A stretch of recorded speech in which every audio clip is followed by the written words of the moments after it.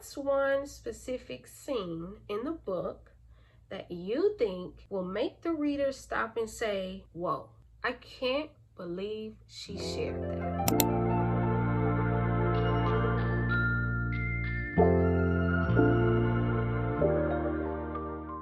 Hi bestie, welcome back. If you're here for part 2, then you already know we've been spilling all the tea about my new book. Thank you so much for sticking around. Your questions have been so good.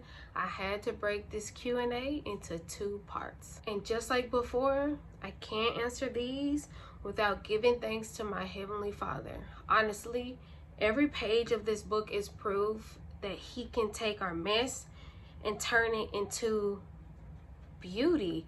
Writing this hasn't been just about creating a story, but really surrendering my story to Him. I got the rest of your questions here, and I'm ready to share even more about the heart behind this book. So let's jump right back in.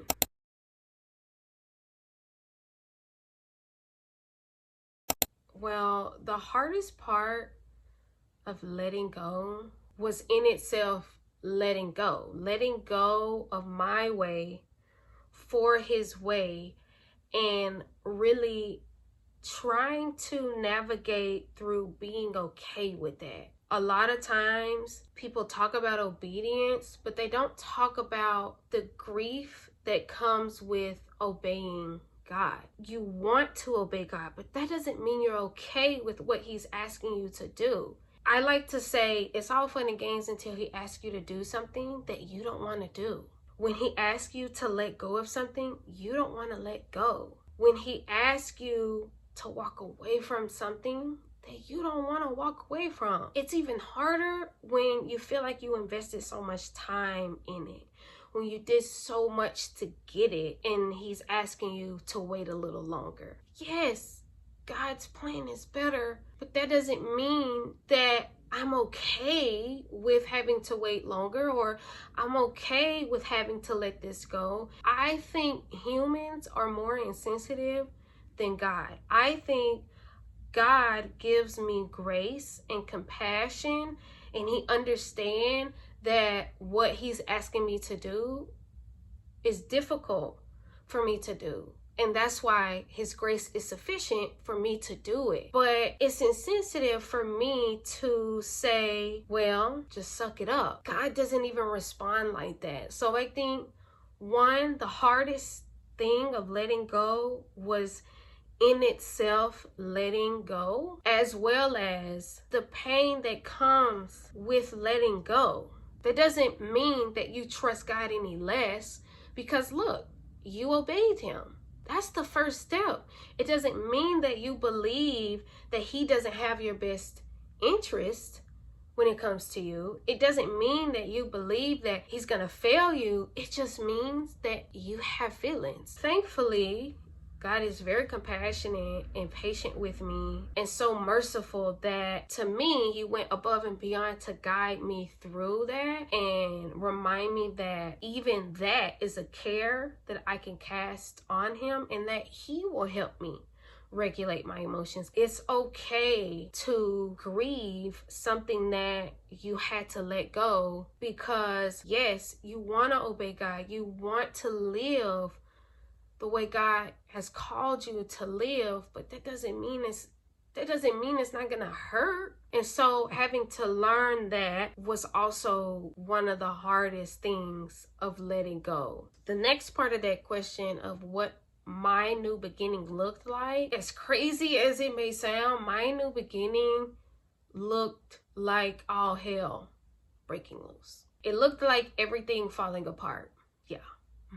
I know it sounds cliche, but seriously, it looked like everything that I thought I had put together falling apart, and it felt like things were just slipping through my fingers. That's what my new beginning looked like. It looked like all hell was breaking loose and everything was falling apart, and I was losing things.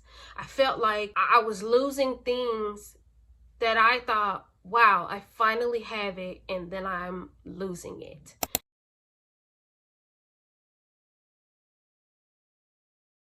There's two separate occasions, and I do talk about it in the book, of course. But one occasion that wasn't that long ago, it was after I was dismissed from law school. I finally got into the apartment that I'm in now, and my grad program had already started. And it was when I was sitting in my living room floor, and I just cried out to God saying, I'm a loser. And I just remember feeling like I was being hugged. It was an amazing feeling. Did it fix everything all in that one moment? No, but I tell you what, that night I slept amazing that night. The peace of God really was all over my apartment that night, and it didn't fix everything, but I woke up feeling like a new person. I woke up believing that everything was going to be okay. God had something for me, and he was doing something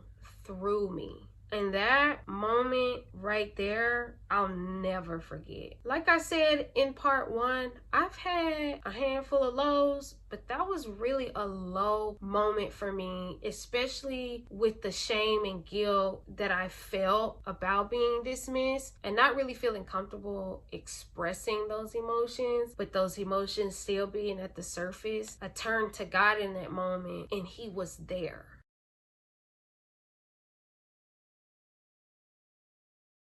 Some of them were revealed through a dream. Like it would almost be like a flashback. I would be the age that I currently was, but the things that happened was a flashback. And so a couple of those dreams, obviously I do go in real depth about it in the book. I even give details about the dreams, some of the dreams. But that's one of the ways, and that's always been one of the many ways that God reveals things to me. But it was like flashbacks of dreams, and I would wake up and cry. I knew it was something hidden or something that I just tucked away. And so, I feel like wounds are forgotten about until they're not. We can go our whole life think that we've been healed from something, but the truth of the matter is we were never healed. We just forgot about it.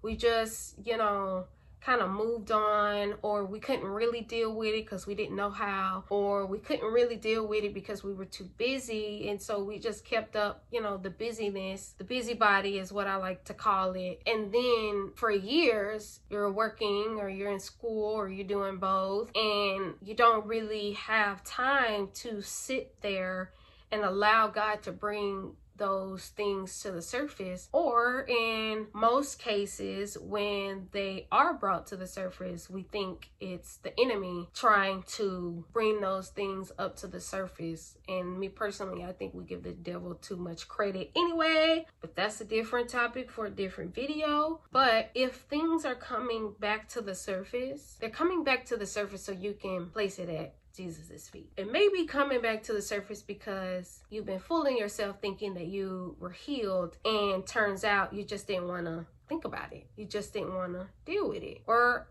honestly, you don't know how. You don't know how to process traumatic events. You don't know how. I think a lot of times people are walking around thinking that they're healed, and they're not. They think they forgiven, but really they just forgot. And a person is not going to ask for healing if they don't even know that they need it. So when those things come up to the surface, like it did for me, it was time to stop numbing it. It was time to deal with it in a way that meant, God, I need you to help me work through this. I'm no longer trying to forget about it. I'm trying to be healed. Because forgiving someone is one thing, but being healed from the wound that was there, that's a whole nother process. And let me tell you, that process is ugly.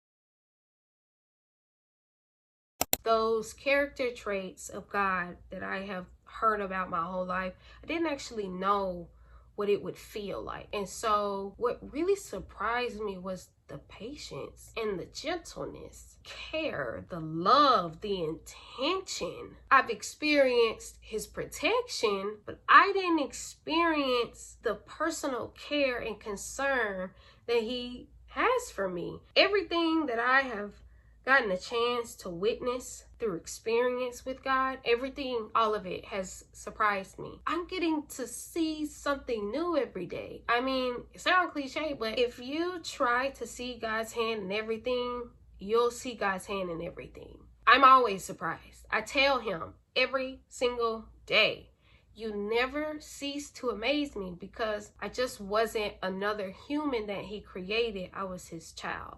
It's confessional time.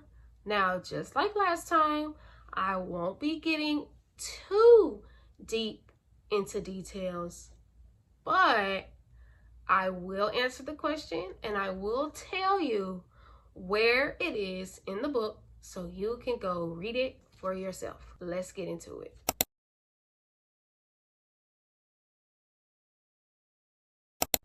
I had a warrant and I almost went to jail. But that's all I'm gonna say. That's all I'm gonna say. It was a really crazy time. I was such a different person, and I can't even get into it. You're gonna have to read it for yourself. But yes, I almost went to jail, and I had a warrant for my arrest.